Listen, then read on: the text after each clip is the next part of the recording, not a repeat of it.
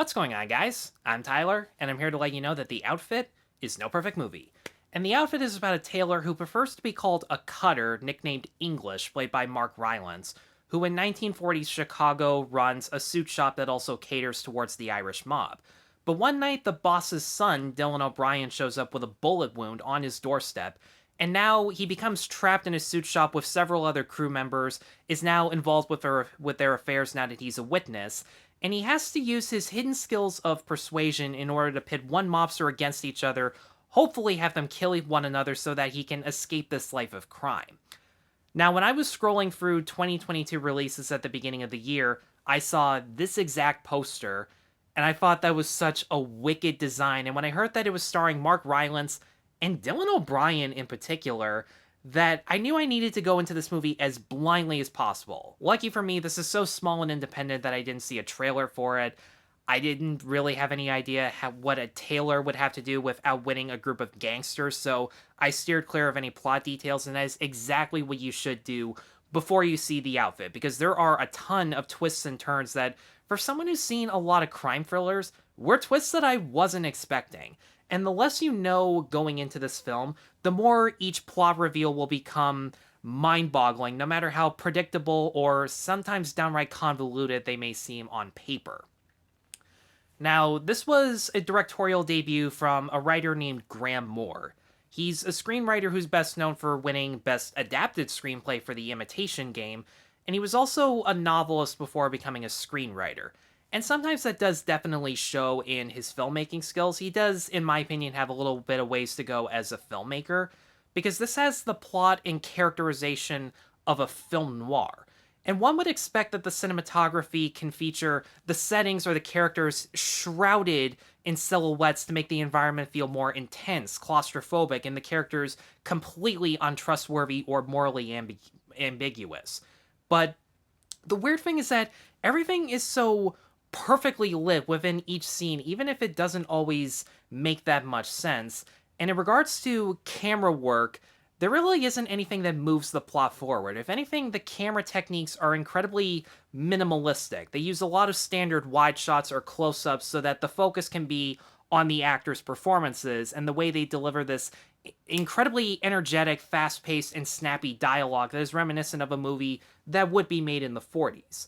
I haven't seen any reviews before or after watching the movie, but I can imagine that some people would say as a negative that this feels more like a play being turned into a film, especially considering 90 to 95% of this film actually takes place inside the suit shop, and that's it. And I can see that becoming a problem for some people. Me personally, I would have liked something that was a little more dark and moody to look at, kind of like Standoff at Sparrow Creek, where it was just shrouded in silhouettes and shadow in order to elevate the mystery surrounding what's going on. But that's not to say that this movie doesn't have a cinematic style either. What is really great about the cinematography, where as opposed to doing any flashy camera moves, Moore as a director has you glued to the screen by having characters who, suppose one character has a secret over another that they're not sharing, or two characters have a secret that they're hiding from everyone else. Moore stages the actors both in the frame within the foreground and background so that you can look back and forth between their reactions as they're pondering what their next move is going to be, or if they're looking away to hide any suspicion or guilt that they may be carrying. There are a lot of shots of characters all by themselves in an environment where we can also see them and their reflection within a mirror, which is incredibly fitting as a lot of these characters are trying to put on a facade as they're in a tight spot. And whenever there is a flashy camera move, it either starts off with an important piece of information like a drop of blood on the floor that nobody else can see, and then it'll quickly pan over to whatever character is looking at that information and zoom in. Camera movements like that give the movie this burst of energy that keeps the suspense constantly going, and that suspense was always there to begin with this Hitchcockian editing where, suppose in a scenario there's someone spying on a mobster, he has information that can get him whacked, as opposed to filming the scene completely from the perspective of the one being spied on, the editing cuts back and forth from the person who is spying to the person who is being spied on. There is always a scenario where two characters are watching one another, and someone is completely unaware of the situation that they're being played or they're about to be found out. And by cutting back and forth, the characters and the audience are always on their toes, anticipating what's going to happen next if someone is going to be found out. And the fact that this is basically a contained thriller where everything in this movie happens within the course of this suit shop. None of the other characters know what's happening outside until another crew member barges in and says, okay, I was here, this and that, and this is exactly what happened. And if someone does get discovered or does turn out to be a rat, in this suit shop, they have absolutely nowhere to run. They are done for, especially with English, considering he has no gun. The only weapon he really can use are a pair of shears, which is nothing compared to a big bloke with a machine gun. And he is significantly older than the majority of the other cast members. And speaking of, Mark Rylance may be becoming one of my new favorite actors working today. He was absolutely fantastic in this film. Almost everyone in this movie was consistently bringing their A game. Now, granted, none of these characters are particularly original. You've seen these archetypes in other better mob movies or TV shows. You have the quiet but charismatic individual who is constantly keeping his life a mystery. You have the mob boss who is generally a decent guy when he's not a mob boss and has a significant amount of devotion to honor and family. You have the hot-headed son or second in command who is constantly angry with anyone who even slightly criticizes their integrity. The wise, trusted consigliere who happens to be a rat, among many other tropes. But it's just how committed these actors are towards their fast-paced, energetic line delivery that is stylish in an over-the-top way, kind of like a way a 40s actor would deliver their lines. And it just feels so snappy, and they add a lot of lighthearted moments in between the edge-of-your-seat backstabbings. As I said before, Mark Rylance is the quiet but charismatic individual who doesn't talk about his backstory, and for the very few ordinary people he has in his life, it can be incredibly frustrating because they pour their hearts out towards him, and he does give them good advice. But whenever they try to do the exact same thing for him, he just shoots them down. But when he's in a pinch towards these other mobsters who have absolutely little knowledge about him, it actually becomes a clear advantage. They're all instantly thrown off once he starts to talk to them in this polite manner in a way that they have never seen before, and they definitely do become suspicious. But because he's technically never in the room as they're conducting business, they have absolutely no reason to question his logic or his integrity. In fact, one of the best scenes in this movie is him casually admitting information to someone that could have him whacked. And the reaction is something I don't want to spoil because it was absolutely amazing. One of my favorite performances in this movie was actually Dylan O'Brien, of all people, and he was one of the reasons that I wanted to check this movie out in particular. After seeing him do so many really generic YA movies where he was legitimately the best part in it, and I've seen a couple episodes of Teen Wolf, and yeah, it's shit, but he wasn't shit in it. He is a legitimately good actor, and it's great to see him do something more small-scale and character-driven. And you can tell that he is having an absolute blast every time he is on screen. He absolutely chews up the over-the-top Chicago/Irish-American accent. And he reminded me a lot of Chrissy from The Sopranos in that even though he is a reckless scumbag and a moron that you would hate in an instant in everyday life, he's so confident in his abilities as a second in command and is willing to do anything to prove that he has what it takes.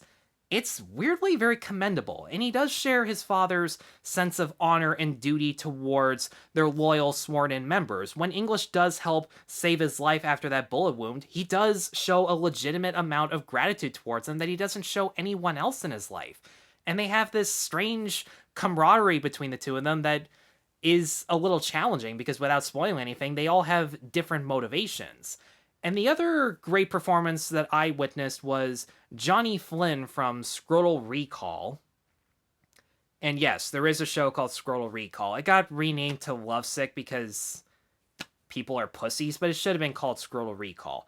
Johnny Flynn was fantastic as Dylan O'Brien's rival Francis, who quickly becomes English's rival too, because he's literally the only one in the room who is as good as manipulation as English is. And it's a pretty neck and neck competition between the two of them because, like everyone else, Francis has absolutely no idea who English is as a person, so he doesn't really have any frame of reference to tell if English is telling the truth or if he's bluffing. But at the same time, Francis already has this well-earned reputation as a loyal right-hand man to the boss, so he doesn't really have to work that hard in order to talk his way out of trouble compared to English, who has to improvise everything off the cuff.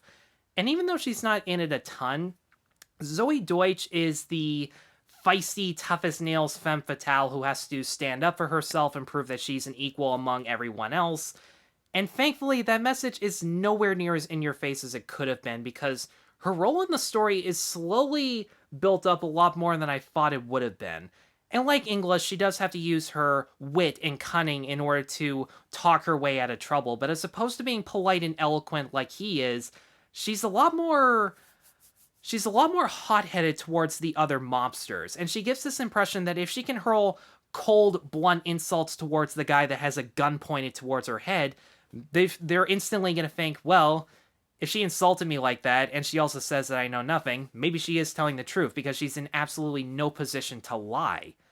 Now, the one problem that I did have with the outfit is that with all the twists and turns that happen off screen, there comes a lot of exposition within this movie. And honestly, gangster movies are one of the few times where you can actually deliver exposition about something you haven't heard before, and it can still be investing, because gangster movies have this huge sense of mythology and lore to it if it's large scale. But this is a small scale, one location crime thriller, and while giving exposition about the outside world isn't necessarily a bad thing, if anything, it's actually pretty warranted. And there are these occasional monologues that Rylance gives where he discusses the process of being a cutter and how, without explaining anything, it actually serves as a parallel to his backstory that is slowly hidden over the course of this movie. Those parts were good. But what bugged me is that a lot of the exposition actually comes from characters who witness very straightforward, simple events, and then relay those exact same events in excruciating detail towards the characters who witnessed it alongside them. It's just like, this is 1940s Chicago. They're not staring at their phones the entire time. They saw the exact same thing you did. You don't need to point it out. You know, it's not M. Night Shyamalan exposition or any as you know bullshit. But what is weird is that a lot of the twists that happen off screen, they're not actually explained in as full a detail as they could have been compared to the shit that we watched with our own eyes and then were explained had already happened beforehand. And the last 5 minutes, without giving anything away, is a complete tonal shift from the rest of the film. The majority of this movie was a claustrophobic crime thriller, and a damn good one at that. But the last 5 minutes, it turns into an action movie in a way that made absolutely no sense. There was a character that you assume is dead, but it turns out he wasn't, which I didn't understand why that needed to happen. And it also came close to ruining what was so great about English as a character. I won't spoil what happens, but what was so built up and investing about English as a character was the fact that he had to use his wit and his charm in order to talk his way out of trouble. And then in the last 5 minutes, he does something where throughout this entire movie, you could have done that as opposed to talking your way out of trouble. But honestly, those are really the only qualms I have with the outfit. It is an incredibly stylish but minimalist crime thriller with subtle enough direction, fantastic performances, and really snappy dialogue that makes the dumbed down exposition feel all the more worth it. If the outfit is still in theaters near you, I would highly recommend checking it out. I'm going to give it a 4 out of 5. I had a smile on my face with how intense but also funny it was. These actors did a great job at taking characters that you've seen a dozen times before and elevating them enough in a way that it is solid and refreshing. So guys, thanks as always for watching. If you have seen the outfit, let me know in the comments below what you thought of it. Be sure to stay tuned for more reviews, and be sure to like and subscribe. Take care.